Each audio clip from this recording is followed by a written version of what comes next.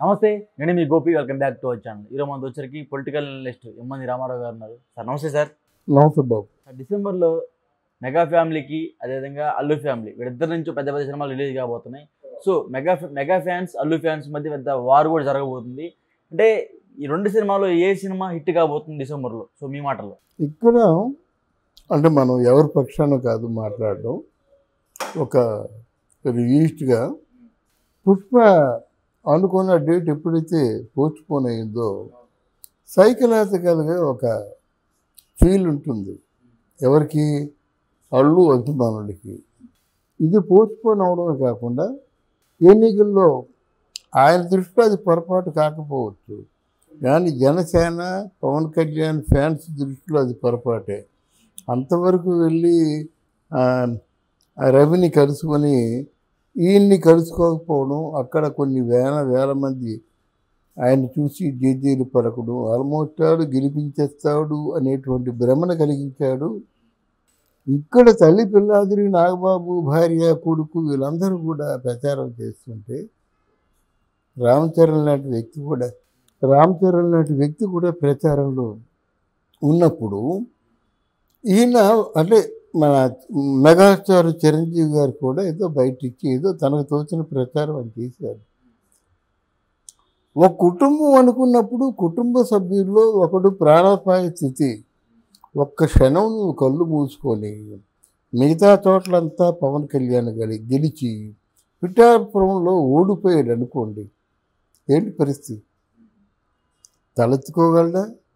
ఇప్పటికే వార్డు మెంబర్గా కూడా నువ్వు గెలవలేవు అన్నదానికి 21 సీట్లలో 21 సీట్లు 100% స్ట్రైక్ రేటుతో భారతదేశంలో నెంబర్ 1గా గెలిచాడు. కాబట్టి ఒక నాయకుడి హోదాలో మాట్లాడగలుగుతున్నాడో మనం చూడగలుగుతున్నాం.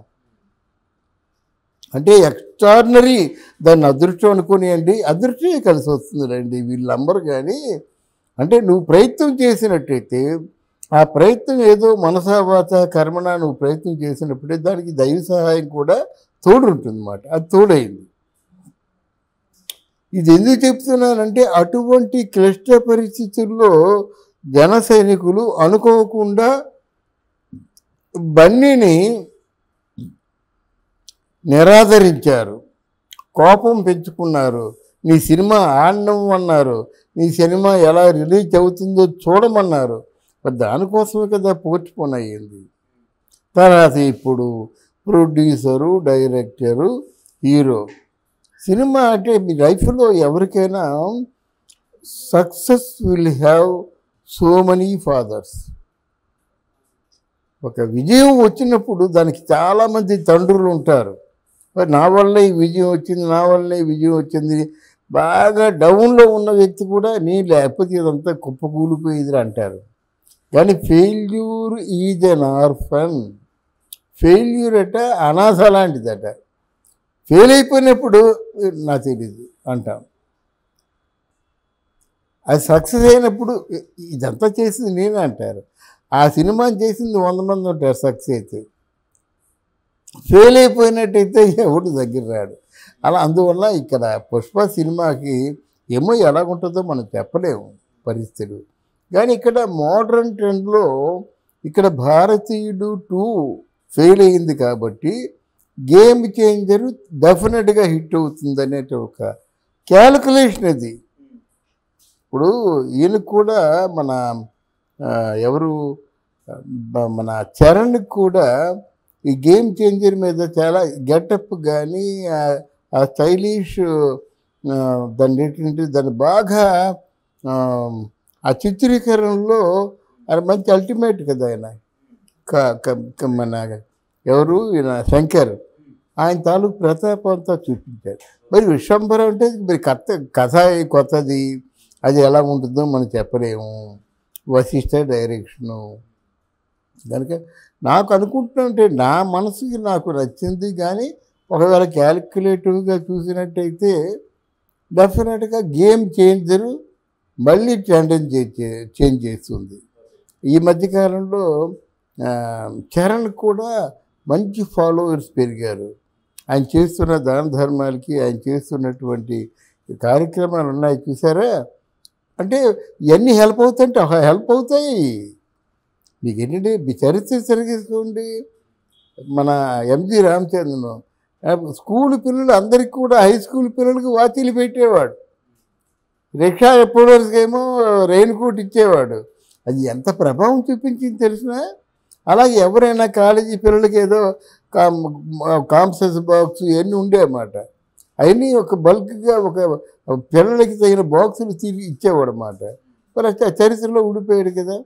రజనీకాంత్ ఫ్యాన్స్ అందరికి కూడా రాఘవేంద్ర కళ్యాణ మండపంలో షాపింగ్ మాల్స్ ఎవరైనా బాగా పేదవాళ్ళు అయితే అక్కడ షాపింగ్ మాల్ పెట్టుకునే అవకాశం ఇచ్చాడు, రూపాయి అద్దె తీసుకోకుండా. ఇప్పుడు రజనీకాంత్ తాలూకు ఎవరినైతే ఆదరించాడో వాళ్ళు కొంతమంది ప్రొడ్యూసర్లు అయిపోయారు ఆ షాపింగ్ కళ్యాణ మండపం షాపింగ్ మాల్లో. ఇలా చూసుకుంటే ఎవరైనా సరే వాళ్ళు చేసే దాన ధర్మాలు కూడా ఇప్పుడు ఈరోజు మహేష్ బాబుకి చాలామంది ఫ్యాన్స్ అయ్యారు. ఎందుకు? చిన్నపిల్లలకి హార్ట్ ఆపరేషన్ చేస్తున్నారు. అలాగే ఉపాసనాదేవికి చాలామంది దగ్గర అయ్యారు.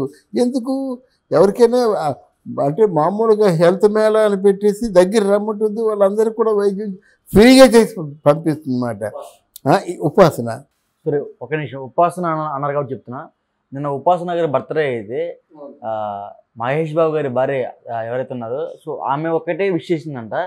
సో ఆమెతో ఫాలోయింగ్ చేసే ఎవరైతే Allu Arjun wife so Sneha Reddy, so ఆమె అయితే విష్ చేయలేదంట. అంటే బయట ఫ్యాన్స్ వారే కాకుండా ఇంట్లో ఫ్యామిలీ వారు కూడా నడుస్తుంది. ఇక్కడ చరణ్ భార్య అండి ఉపాసన. చరణ్కి అర్జున్ చూస్తే అంటే సలసల కాగిపోతుంది బ్లడ్. కనుక వాళ్ళిద్దరికీ ఎలాగా వ్యక్తిగతంగా ఇష్టాలు లేవు. ఎందుకంటే ఇద్దరు సమకాలీనులు. ప్రొఫెషనల్ రైవలరీ ఉంటుంది. మనం ఉందనుకున్నా మనం లేదనుకున్న ప్రొఫెషనల్ ఆ ఏజ్లో ఉన్న ఆ ఏజ్ గ్రూప్లో ఉన్న రైవలరీ ఉంటుంది. దాంతో ఈయన నేచర్ వేరు, తండ్రిలాగా బాబాయ్లాగా సాఫ్ట్ నేచరు. ఆయన నేచర్ అంటే చాలా ఒక విధమైనటువంటి ఇండివిజువాలిటీ అన్నమాట. మన కష్టపడి పైకి వస్తే మనకు ఎవరు హెల్ప్ చేయలేదు. నా కాళ్ళ మీద నేను నిలబడుతున్నాను, నా ఫ్యాన్స్ ఉన్నారు, నా సినిమా పే చేస్తుంది అనేటువంటి కొంచెం ఆలోచన అయింది. మనం అందరూ ఒకలా ఉంటారు కదా. ఇదంతా ఎందుకు చెప్తున్నానంటే ఈ రామచరణ్ మీద ప్రజల ఇంప్రెషన్ మారింది. రామ్ చరణ్ ఎంతో పేదలకి అక్కడ అన్నం లేకపోతే అన్నం పెడుతున్నాడు, స్కూల్ లేకపోతే స్కూల్ కట్టిస్తున్నాడు, ఉపాసన హార్ట్ ఆపరేషన్ చేయిస్తుంది. కానీ ఇన్ని విధాలా ప్రజలకు ఉపయోగపడుతున్నందుకు డెఫినెట్గా చెర్రీ మీద ఉండే అభిమానం వేరుగా ఉంటుంది. అప్పుడు చెర్రీ మీద ఎందుకు అభిమానం ఉంటుందంటే ప్రజల జీవితంలో కలిసిపోయాడు కనుక. అలాగే కర్ణాటకలో శివరాజ్ కుమారును పుతిన్ రాజ్ కుమారును ఎన్ని వందల వేల టిఫిన్ సెంటర్స్ను భోజన హోటళ్ళు ఉన్నాయి. వాళ్ళ కండిషన్ ఏంటి తెలిసిన, రుచికరమైన టిఫిన్ చేయాలి, రుచికరమైన భోజనం, ప్రోటీన్స్తో భోజనం పెట్టాలి. అది కండిషన్. కొన్ని వేల మాట. అంటే అక్కడ ఉన్నట్టయితే పుతిన్ రాజ్ కుమార్ శివరాజ్ కుమార్ కాదు, జీవితం మీద మన ప్రొఫెషనల్ జీవితం కూడా ఆధారపడి ఉంటుంది. సో ఓవరాల్గా మెగా ఫ్యామిలీకి అదేవిధంగా అల్లు ఫ్యామిలీకి ఈ క్లాష్ వార్ అనేది ఎప్పుడు తగ్గిపోతుంటారు?